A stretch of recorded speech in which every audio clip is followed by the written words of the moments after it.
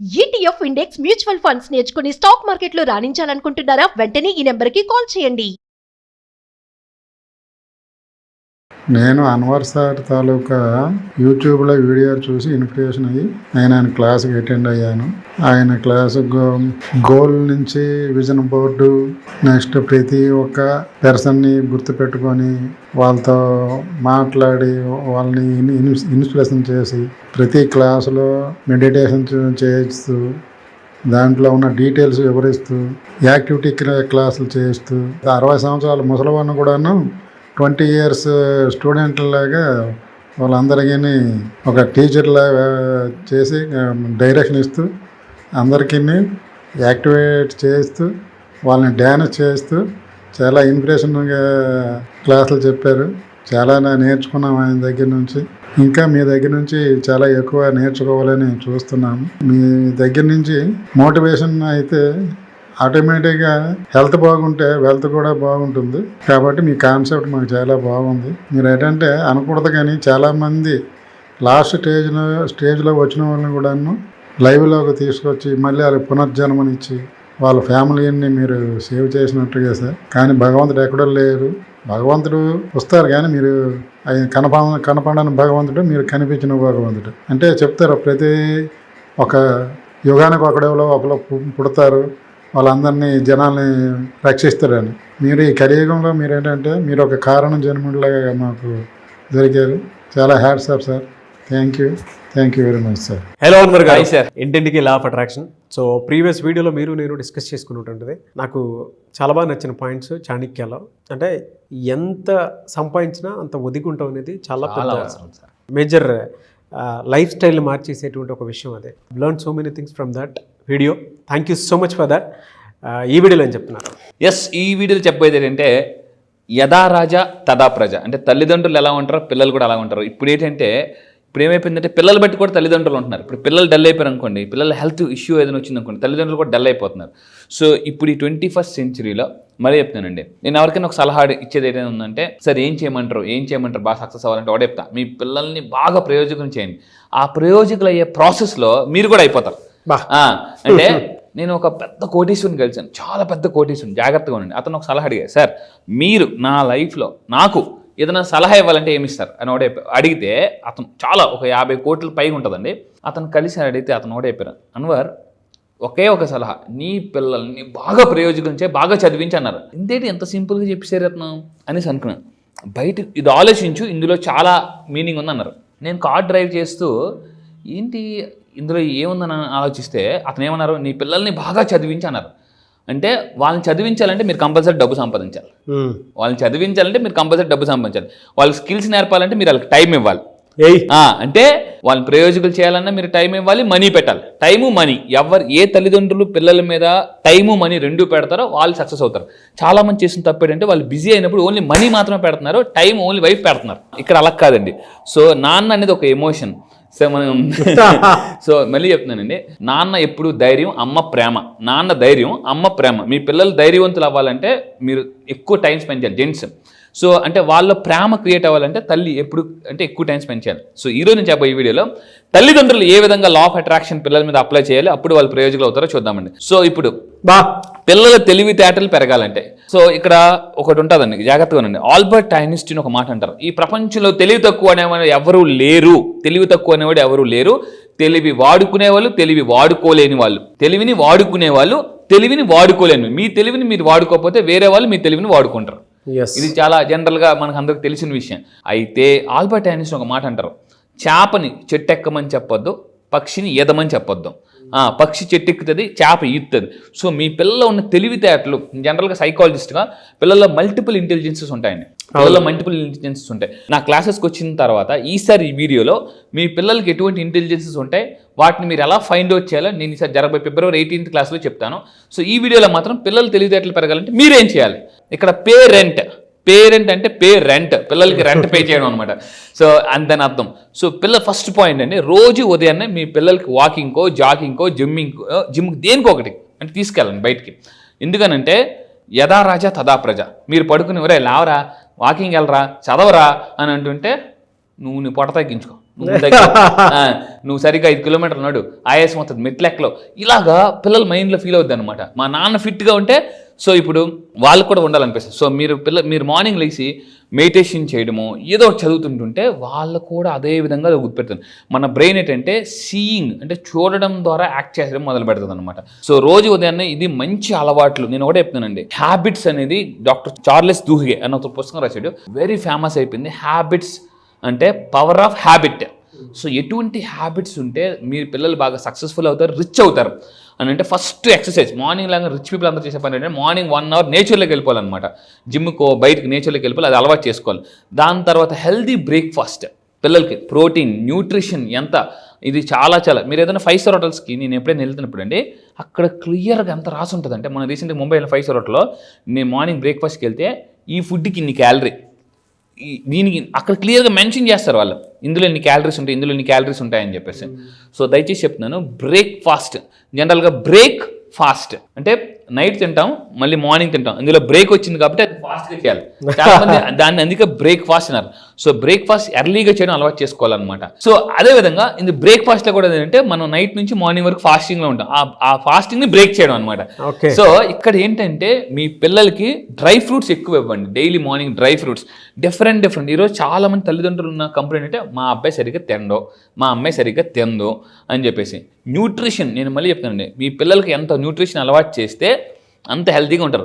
మంచి మంచి షేక్స్ ఇవ్వడం, ఫ్రూట్ జ్యూసెస్ ఇవ్వడం, ఫ్రూట్స్ తినకపోతే ఫ్రూట్స్ జ్యూసెస్కి ఇవ్వడం, ఇవి ఎప్పుడైతే అలవాటు చేస్తుంటారో ఒక స్టేజ్కి వచ్చిన తర్వాత ఆటోమేటిక్గా వాళ్ళు అలవాటు అయిపోతారు అనమాట. ఆటో పైలట్ మోడ్లోకి తీసుకెళ్ళిపోతారు మీ బ్రెయిన్. అంటే మీ పిల్లల బ్రెయిన్ ఆటో పైలట్ మోడ్లోకి తీసుకెళ్తే వాళ్ళు మంచి ఎప్పుడైతే చిన్నప్పటి నుంచి అలవాటు చేస్తామో వాళ్ళ స్టేజ్కి వచ్చింది అదే అంటారు. నేను మొన్న రీసెంట్గా ఢిల్లీ వెళ్ళినప్పుడు అంటే ఒక అతను మార్నింగ్ బ్రేక్ఫాస్ట్లో నేను షాక్ అయిపోయాను అనమాట. జనరల్గా మనం ఇడ్లీ, దోశ, వడ, పూరి తెచ్చుకుంటాం.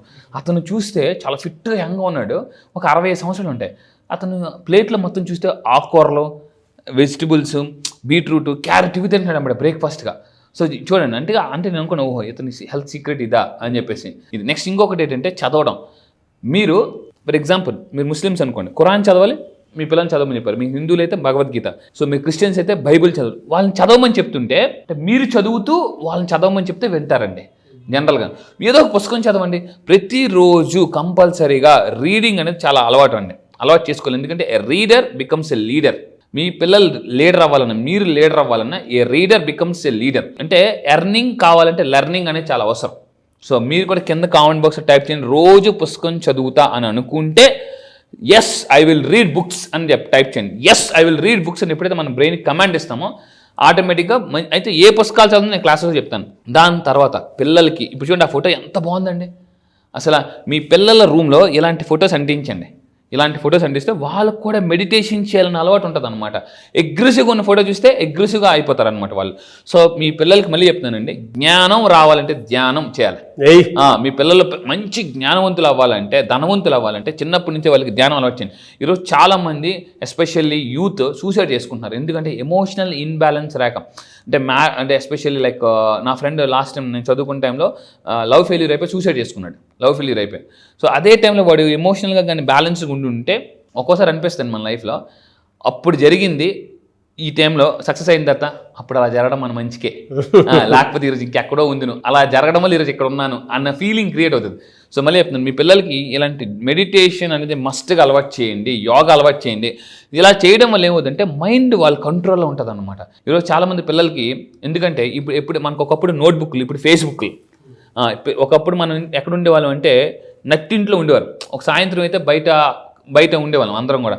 ఇప్పుడు జనాలు నట్టింట్లో లేరు, నెట్టింట్లో ఉంటున్నారు. నట్టింట్లో కాదు నెట్టింట్లో ఉంటున్నారు పిల్లలంతా కూడా.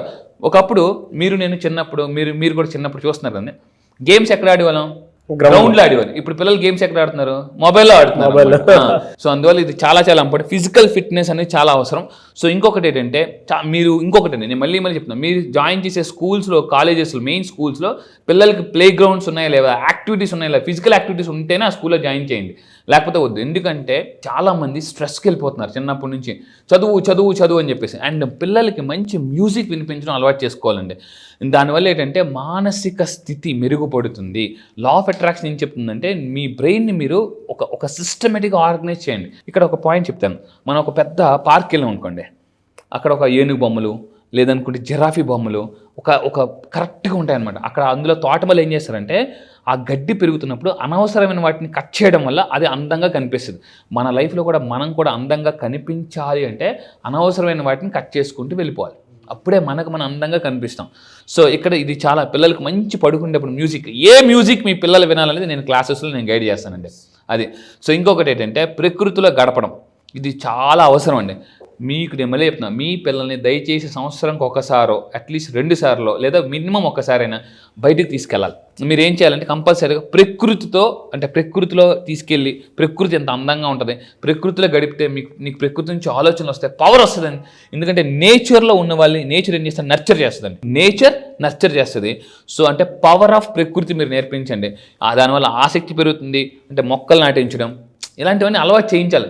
మనకి ఆక్సిజన్ మొక్కల నుంచే వస్తుంది. సో ప్రతి బర్త్డేకి మీ పిల్లల బర్త్డేకి మొక్కలు నాటించండి.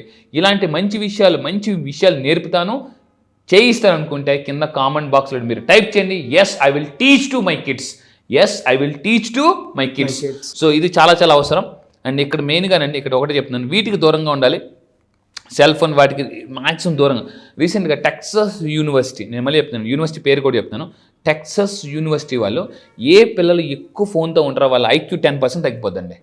ఐక్యూ 10% తగ్గిపోద్ది. వాళ్ళు డెసిషన్స్ ఫాస్ట్గా తీసుకోలేరు, ఎడిక్ట్ అయిపోతారు అనమాట. సో ఫోన్కి ఎడిక్ట్ అయిన వాళ్ళు దేనికి ఎడిక్ట్ అయిపోతారు. నేను మళ్ళీ చెప్తున్నాను, ఫోన్కి పిల్లలు చాలామంది తల్లిదండ్రులు ఏం చేస్తున్నారంటే వాళ్ళు ఫోన్ చేస్తారని లేదా బిజీ ఉన్నప్పుడు ఫోన్ ఇచ్చేస్తుంటారు.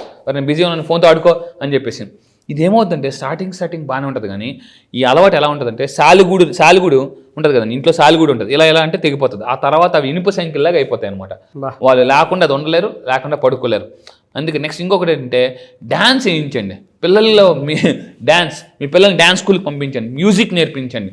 డ్యాన్స్ వల్ల కూడా ఐక్యూ పెరుగుతుంది, క్రియేటివిటీ పెరుగుతుంది అనమాట. ఇలాగేయాలి అని చెప్పేసి. సో అంటే బాడీ ఫిట్నెస్ చాలా బాగుంటుందండి. ఎందుకనంటే ఏ healthy brain in a healthy body. ఎవరైతే బాడీ హెల్దీగా ఉంటుందో వాళ్ళ బ్రెయిన్ కూడా చాలా హెల్దీగా ఉంటుంది. నేను మళ్ళీ చెప్తున్నానండి, మీ పిల్లలకి ఫిజికల్ యాక్టివిటీస్ నేర్పించండి. సో ఈ విధంగా చేయడం వల్ల వాళ్ళ నర్వస్ సిస్టమ్ చాలా బాగుంటుంది. ఎందుకంటే ఈ రోజుల్లో చాలామంది పిల్లలు ఎలా అయిపోయారంటే, ఒకప్పుడు మనం తీసుకుంటండి మన టైంలో ఎలా ఉండేదంటే ఎలక్ట్రానిక్స్ డ్రమ్ము, మనుషులు స్లిమ్ము. ఇప్పుడు రివర్స్ అయిపోయింది. ఏమైపోయిందంటే ఎలక్ట్రానిక్స్ స్లిమ్, మనుషులు డ్రమ్ అయిపోతున్నారు. చాలా మంది స్కూల్స్కి వెళ్తుంటే పిల్లలు కూడా ఇలా నడుస్తున్నారు. సో దయచేసి చెప్తున్నాను, మీ పిల్లలకి ఫిజికల్ యాక్టివిటీస్ నేర్పించండి, మీరు కూడా చేయండి. సో దానివల్ల బ్రెయిన్ కూడా చాలా యాక్టివ్గా ఉంటుంది. మంచి ఫుడ్ ఇవ్వండి, న్యూట్రిషన్. ఇప్పుడు చెప్పిన క్వాలిటీస్ అన్ని మీరు చేస్తే ఇవన్నీ కూడా లా ఆఫ్ అట్రాక్షన్ చాలా పవర్ఫుల్ టెక్నిక్స్.